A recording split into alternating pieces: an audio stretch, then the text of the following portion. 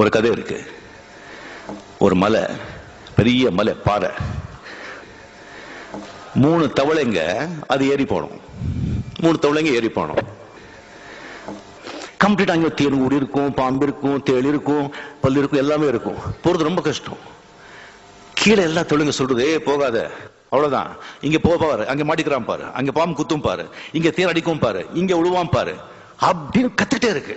கீழே ஒரு 500 அடி வச்சுங்களேன். அந்த மலை 100 அடிக்கு போச்சு.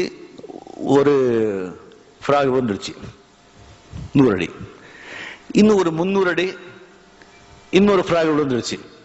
இன்னொன்னு போயிட்டே இருக்கு.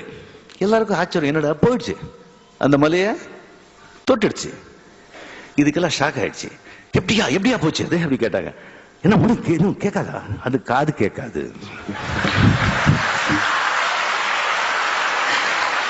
இது அந்த தவளை காது கேட்காது. பேசினவங்க பேசிட்டோம். வாழ்க்கையில சில சந்தர்ப்பங்கள்ல மனிதர்கள் மத்தியில பேச நம்ம செவடர்கள் ஆகணும். அப்போதான் நம்ம ஏதாவது சாதிக்க முடியும். நம்ம வேலை நம்ம பார்த்துக்கிட்டு போயிட்டே இருக்கணும். அர்த்தமைந்தா ராஜா?